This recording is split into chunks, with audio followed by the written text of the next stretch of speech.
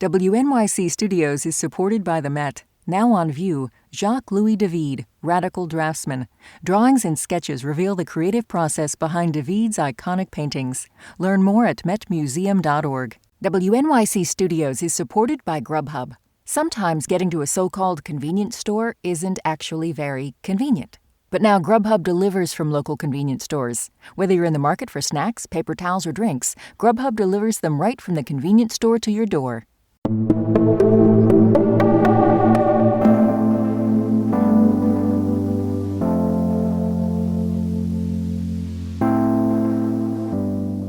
This is The Takeaway. I'm Melissa Harris Perry.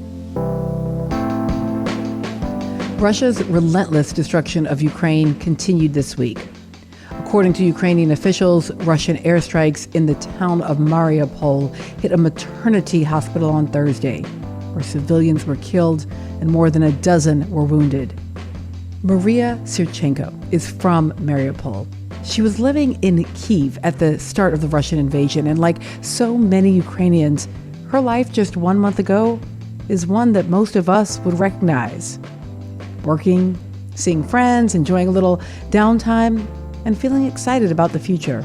Well, the last month was really amazing for me because there was a lot of work. I'm working in a tech company. My role is HR business partner, and we were launching a lot of new initiatives, helping our people with the growth and, professional things.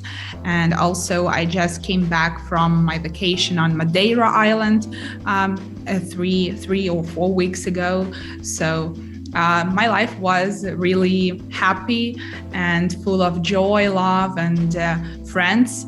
Really, it was a good month.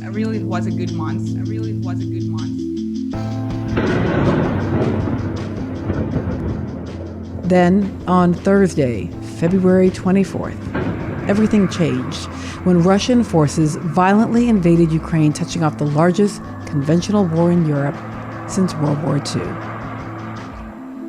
In that moment, Maria's life changed.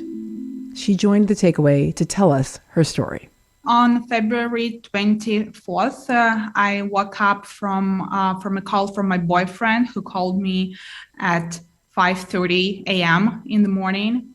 And his first words were, "Mariia, get up, the war has started." And I was like, wow, what has started, war? And he told me, yes. I woke up from the bombs that I heard near my house. So you have around 1 hour to grab your things and let's go to my parents' house to stay together. So I woke up and really had just a few minutes to grab my things, my documents, and some money, some clothes. And I took my car and went to his parents' house under the attacks, really, because we heard some explosions really near my course, my route. And here it started, basically. I feel like I can tell from your story, but were you surprised? I mean, clearly there'd been some aggression on the border, but did you think that this was actually going to happen? Honestly, I didn't believe that this will happen, at least in Kyiv, because I'm a positive person, and I know that news was spreading some information about possibility of war in Ukraine for some time. But honestly, I thought that this kind of news were just more as precaution, and some people were panicking. That's true, but I am as a positive person and optimist. I didn't believe that this might happen in the 21st century in Europe, in Ukraine. And to say that I was surprised is to say nothing, really. Now, you decided not to actually leave the country. You're still in Ukraine, but you left Kyiv. Is that right? Yeah, that's right. I decided to stay in Lviv. I escaped from Kyiv after 2 days and nights of war, when we were hiding in basement and constantly hearing the sounds of shelling, explosions, and air raid sirens.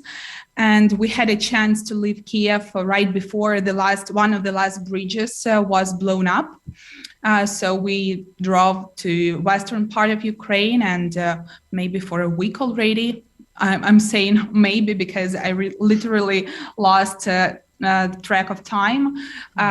So I'm here in Lviv. It's the safest part of Ukraine now. It's in the west. So of course we have some limitations due to war right now, but it's safer than in other parts of Ukraine. And I appreciate hearing that it's safer.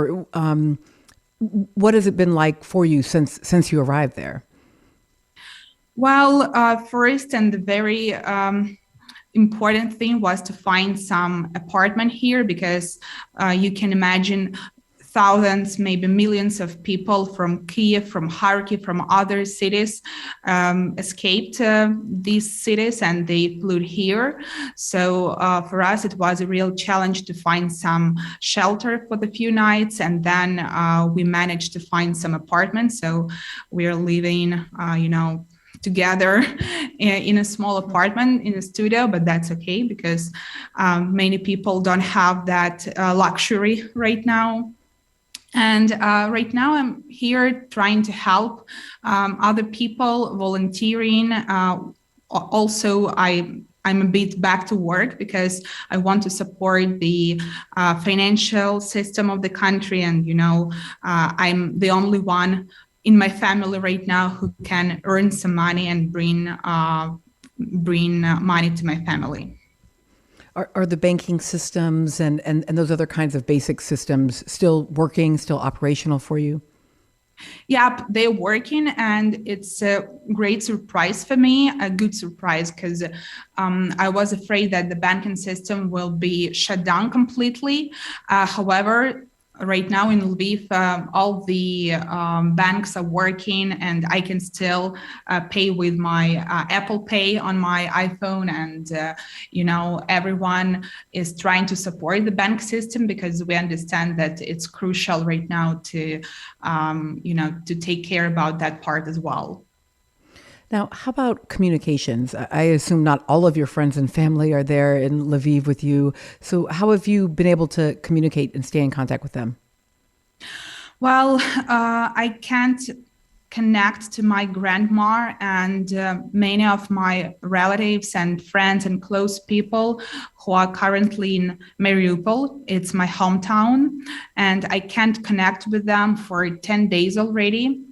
And they lost electricity, they lost gas, they lost any food or water supply on the 1st of March. So it's already 10 days since then. And I literally have no idea what's going on there in terms of their safety, or are they really alive, or are they staying healthy with enough, at least drink water, because the situation in Mariupol right now is terrifying. It's horrible. And your grandmother's there, you said? Yeah, my beloved grandmother, my one and only grandmother, whom I really adore. She's there. She's alone. She's 80 years old, and she was born in the beginning of the Second World War. And it's unbelievable that she needs to face the war again after 80 years. And we can't get to her. We can't connect with her. So my only hope is that she has some water, maybe from snow or from rain, and she kind of stays warm in the horrible situation there. I'm so sorry.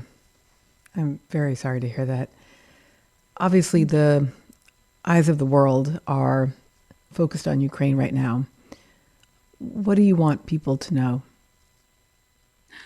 Well, personally, I would love everyone to know that we need to stop this war, because it's not only about Ukraine, it's about Europe, it's about United States, it's about the whole world, because if we can't stop it right now, and the Russians will go further, and they might invade other countries, and they might start the Third World War, and everyone has the opportunity to help people in Ukraine, to help by spreading the information, by donating, and by any other means that they might have.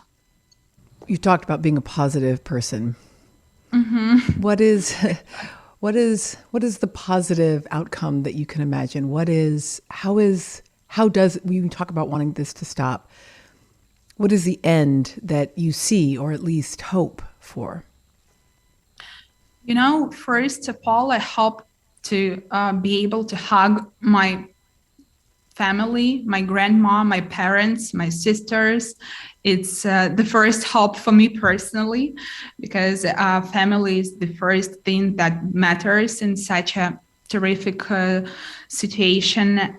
Second, I'm 100% sure that Ukrainian people will not surrender, and we will win this war.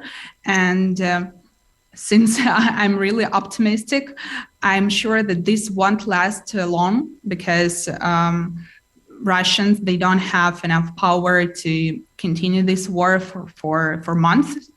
So I hope, and I'm sure that I'll get back to my home in Kyiv and to be able to have the ordinary life again, go for a walk or have a cup of flat white in the nearby cafe. And, just I'm dreaming about ordinary things, because I didn't appreciate them as much in the peaceful time that we had. And right now, it's a dream for me. Mariia Sirychenko, thank you so much for joining us. Thank you for having me. And I was glad to spread some information and tell my personal story, because it touches not only my country and my city, but my family and myself.